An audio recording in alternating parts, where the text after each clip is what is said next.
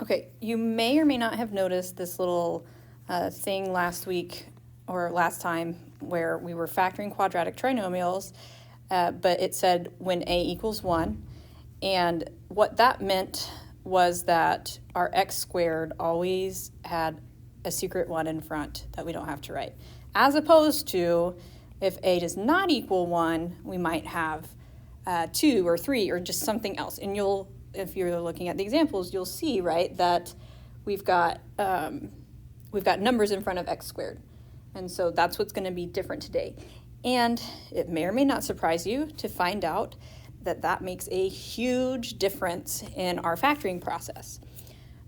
Because when we're doing it with just having a 1 in front, like let's say that our question is factoring this right here. We talked about, this splits up into 2 parentheses, and what you're doing is you're taking this first term and you're saying, I would have to multiply what 2 things together to get x squared. And that's what goes in our first spot in each. If you're thinking about FOIL, first, outer, inner, last. This is first. Our inner and outer terms come from the middle. Our last term, this 12, came from these 2 spots, from us multiplying something together. And so to figure out what the right numbers are, because there's more than one thing that multiplies to get 12, we had to say what multiplies to get 12, but then adds to get this 8 in the middle. And that can be weird, and maybe doesn't make sense, but you can either try to make it make sense, or you can just say, okay, that's just how it is. So this would be a +2 and a +6. And if we multiply this out using FOIL or distributive property, we'll get back to x squared plus 8x plus 12. So how is this different whenever we have a number in front? Well, now whenever I go to split this up, I can't split it up into just x and x because that's x squared. I have to split it up into, since it's a 2, there's only one option really, like 2x and then 1x. 2x times x gives us 2x squared. So in my parentheses, the first spot needs a 2x in one of them and an x in the other one. It actually doesn't matter which of the parentheses you put the 2 in and which one you don't. It just, these multiplied together are supposed to get 2x squared. And then if we're trying to do, this is called guess and check, what I'm doing as a way of doing this. Then I'm going to say, well, what about 5? I need to split 5 up, and that's what's going to go here and here. 5 is a prime number, so our only option is 1 times 5. The problem is that we need to put our 1 and 5 in these places, and it does matter which way we do it, because we talked about that the first term splits up and this last term splits up, but this middle one right here, it's going to help us know whether I should put the 1 in the first parentheses or the 5, because we're doing outer and inner and adding those things together. So here's what I mean. If I decide I'm going to put 1 here and 5 here, well, when I FOIL this out, I do 2x times x is 2x squared. 2x times first outer. 2x times 5 is 10x. 1 times x is 1x. Together, that makes 11x. That is not what's in the middle here, right? So that was not the right way to put it. Fortunately, we only have one other way that we can put it, and that's to switch it so that the 5's in the first one and the 1's in the second one. This is called guess and check because you are making an educated guess based on the numbers we have, but then you have to check to see if you're right, either in your head or by actually multiplying it out. And so whether or not you like this way of doing it may partially or completely depend on whether you find this part right here easy. I'm going to put these under. If this is what I think the answer is, if I do 2x times 1 and 5 times x, and I add those together, I have to get the middle term. Otherwise, I've picked the wrong numbers. So that's how we would do that. So at this point, I would expect that you're either thinking, okay, that's not so bad, or you're thinking, that sounds absolutely terrible. Please tell me how to do it some other way. The great news is that there are other ways to do this that will help you to be able to do it without having to have so much, like mental math, guessing and checking things going on. If you're like, oh, this is great, I love this, I do want to give you a slightly more challenging example so you can see if you really do still like it. If you want to guess and check on all of these types of factoring problems, you absolutely can. But like I said, I am going to show you another way to do it that most of us will find easier. All right, so we're going to split this up. 3x squared splits up into 3x and x. If this was something that wasn't a prime number, we would have a lot more possibilities, right? As it is, we just need to decide which one we want to put the 3 in, and then that's going to change where we put the numbers that multiply to get 4. Okay, we need to split up the 4, but there's 2 ways to multiply to get 4, 2 times 2 and 1 times 4. So this is only just barely worse in some ways, because instead of having 2 choices like we did on A that we had to figure out which way it went, but we knew it was 1 and 5, here we don't know if we're supposed to pick 2 and 2 or if we're supposed to pick 1 and 4. And then once we pick it, which way does it go? So for 2 and 2, that might be the easier thing to check, because they're both 2, so you wouldn't have to reverse them. If this is correct, then 3x times 2 and 2 times x should add to get 8x. And they do. So this is a case where I guessed and I checked and I got it right on my first guess. Guess how often that happens. I don't know, like half the time. Depends on how hard I'm trying. Random story, I did not learn any, as far as I remember, I didn't learn other ways to do this until I became a teacher. I only ever used guess and check. And now that I know other methods, I'll try to guess and check on some of them if I'm doing them myself. But there's a lot of times where I'll just do one of these other ways. So there's 3 ways that we can work through and do this, and they all do the exact same thing. They're just written out in different ways. They might make you think about it a little bit differently. And so I decided to pick this one to have on this day. And so on this day, you're basically deciding, okay, do I like guess and check? Do I like split the middle term? And then the next days is going to have 2 other ways of doing it.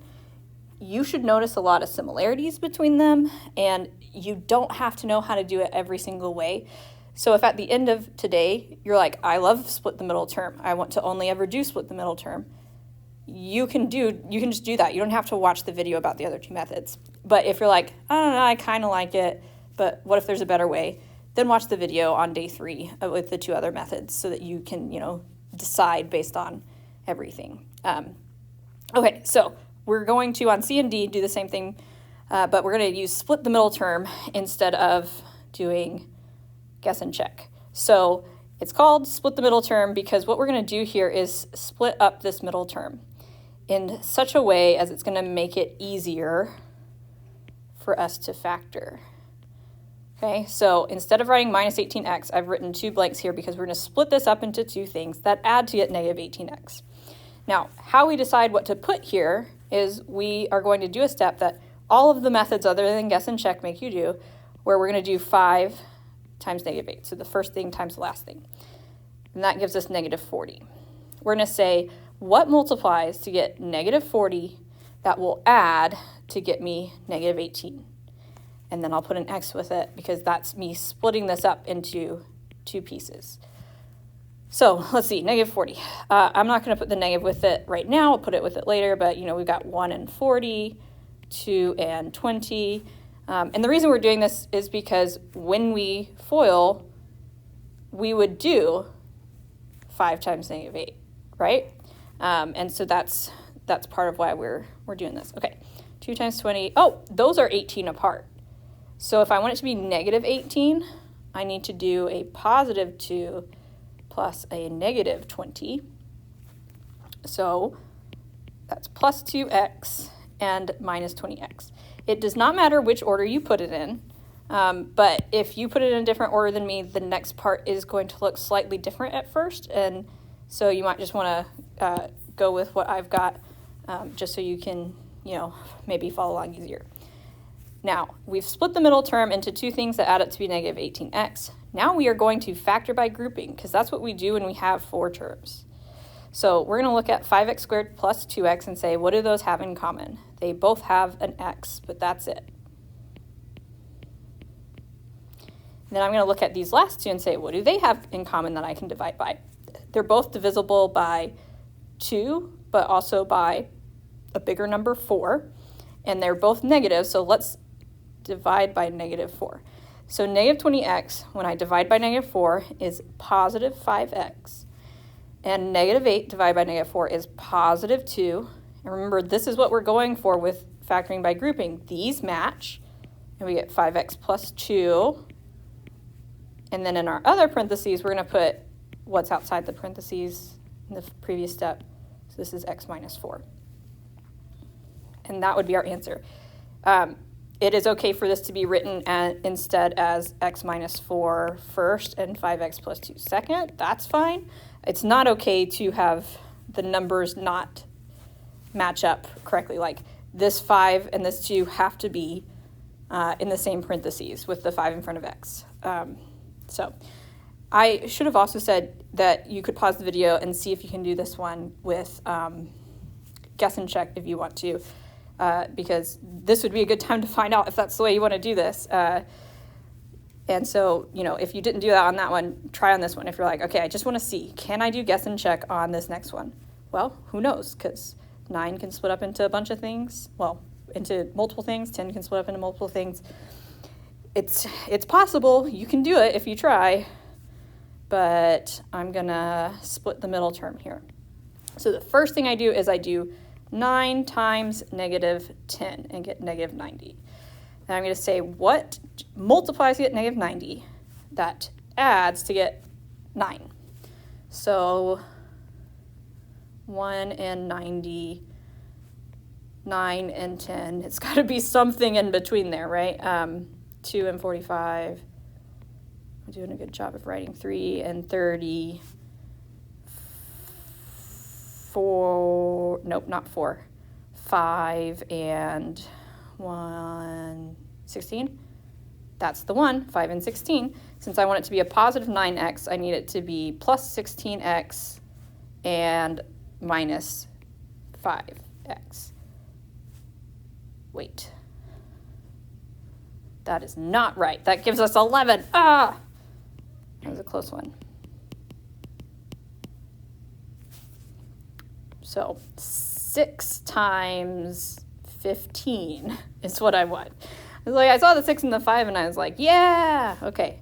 And if you're like, man, how are you getting all of these? You can use a calculator if that's going to make a huge difference for you. And and then make this list out on the side by going through and saying 90 divided by 1, 90 divided by 2, 90 divided by 3, and do that until you have a full list. The way I did it is I realized, well, if I have 3 times 30 and 30 is even, then I could take a 2 from the 30 to make there be a 6 here. And then I just had to figure out, well, if I take that 2 out and move it over here, what's left in 30, which is 15. Anyway, we want the 15 to be positive and the 6 to be negative.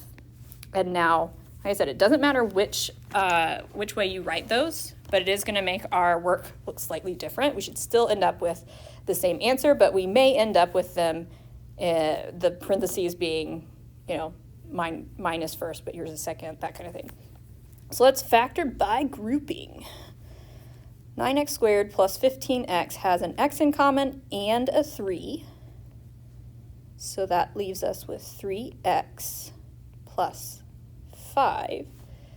Negative 6x minus 10 has a negative in common and a 2.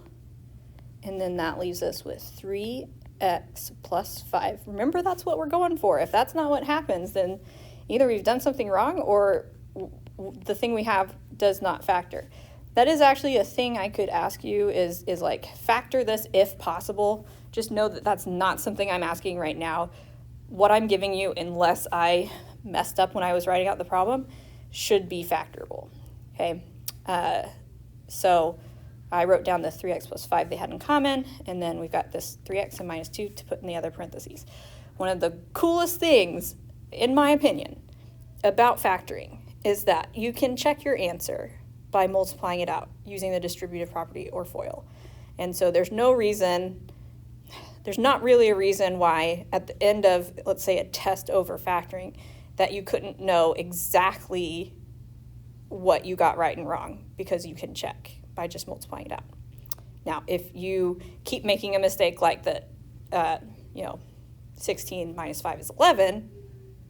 No, wait, 16 minus 5 is 9. If you keep making that mistake multiple times, then yeah, you can end up thinking you're right when you're not.